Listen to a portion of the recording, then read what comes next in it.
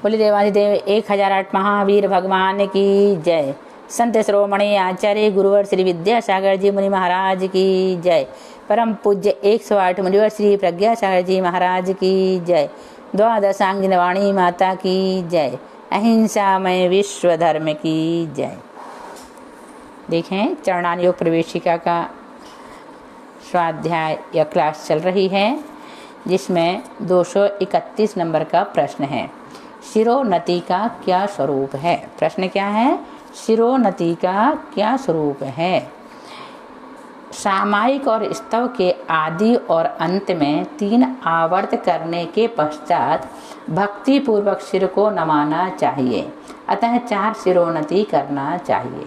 फिर से देखो, सामायिक और स्तव के आदि और अंत में 3 आवर्त करने के पश्चात भक्ति पूर्वक सिर को नमाना चाहिए, अतः 4 शिरोन्नति करना चाहिए।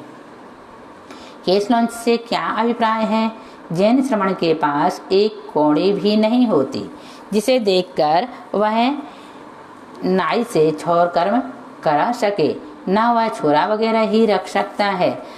जटा बढ़ाने पर जुएं वगैरह पड़ने का भय है, अतः वैरागी की वृद्धि के लिए साधु अपने हाथ से सिर, मूछ और दाढ़ी के बालों को उखाड़कर फेंक देते हैं। केशलोंच कितने समय बाद करना चाहिए? उत्कृष्ट केशलोंच का काल 2 माह है, मध्यम केशलोंच का काल 3 माह है और जघन केशलोंच का काल 4 माह है। लघु सिद्ध और योग भक्ति पूर्वक केशलोंच करना प्रारंभ करना चाहिए और लघु सिद्ध भक्ति पूर्वक समाप्त करना चाहिए तथा उस दिन उपवास और प्रतिक्रमण करना चाहिए। आचार्य है ना, 2 महीने में केशलोंच कर लेते हैं, उत्कृष्ट केशलोंच करते हैं। और भी बहुत सारे महाराज जी हैं जो 2 महीने में केशलोंच करते हैं। जैन स्वर्ण स्नान क्यों नहीं करते? ब्रह्मचारियों को और विशेष करके आत्मदर्शी महापुरुषों को जल शुद्धि से प्रयोजन नहीं रहता। हाँ, दोष होने पर स्नान करना आवश्यक है। जैन श्रवण को कैसे सोना चाहिए? नग्न भूमि पर अथवा सूखे तृणों से ढकी हुई भूमि पर या तृण काष्ठ अथवा पत्थर की शाखा पर पैरों को फैलाकर एक करवट से सोना चाहिए। चित्त या पट लेटकर नहीं सोना चाहिए। साधु के भोजन की क्या विधि है? दिन के आदि और अंत की 3-3 घड़ी छोड़कर दिन के मध्य में बिना किसी सहारे के खड़े होकर तथा 46 दोष बचाकर विधि पूर्वक दिए हुए 9 कोटि से शुद्ध आहार को एक बार अपने हाथ रूपी पात्र में ग्रहण करना चाहिए। भोजन के 46 दोष कौन से हैं? 16 उद्गम दोष हैं, 16 उत्पादन दोष हैं, 16 असन अथवा ऐष्णा दोष हैं और 4 अंगार आदि दोष हैं। इन दोषों को बचाकर ही साधुओं को भोजन करना चाहिए। उद्गम दोष कौन से हैं? जो दोष दाता की ओर से होते हैं वे उद्गम दोष कहे जाते हैं। वे 16 हैं: उद्दिष्ट, साधिक, पूर्ति, मिश्र, प्राभृतक, बलि, न्यस्त, प्रादुष्कार, क्रीत, प्रामित, परिवर्तित, निषिद्ध, अभिहृत, उद्भिन्न, अच्छेद और मालारोहण। अब देखो, उद्दिष्ट दोष किसे कहते हैं? देवता, दीन मनुष्य और कुलिंगियों वगैरह के उद्देश्य से बनाया गया भोजन उद्दिष्ट दोष से दूषित है। साधिक दोष किसे कहते हैं? साधु को देखकर अपने लिए पकते हुए भोजन में साधु के उद्देश्य से और अन्न मिला देना साधिक दोष कहलाता है। पूती दोष किसे कहते हैं? प्राशुक द्रव्य में अप्राशुक द्रव्य मिला देना पूती दोष है। इन सब का ध्यान रखना चाहिए। मिश्र दोष किसे कहते हैं? पाखंडियों और गृहस्थ के साथ साथ मुनियों को देने की कल्पना से तैयार किया गया प्राशुक भोजन भी मिश्र दोष से दूषित है। प्रावृतक दोष किसे कहते हैं? जो भोजन जिस समय के लिए नियत है उसे उस समय न देकर पहले या पश्चात देना प्रावृतक दोष है।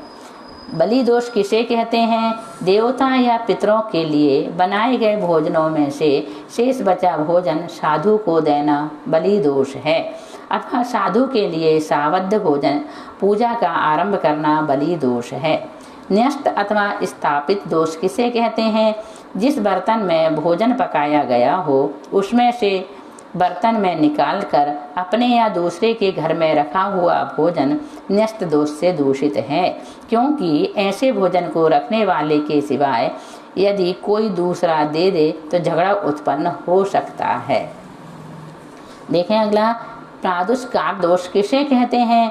भिक्षा के लिए साधु के घर आने पर भोजन के पात्र वगैरह को एक स्थान से दूसरे स्थान पर ले जाना संक्रम नाम का प्रादुष्कार दोष है, और साधु के घर आने पर बर्तनों को मांझ कर चमकाना अथवा दीपक वगैरह जलाना प्रकाशन नाम का प्रादुष्कार दोष है।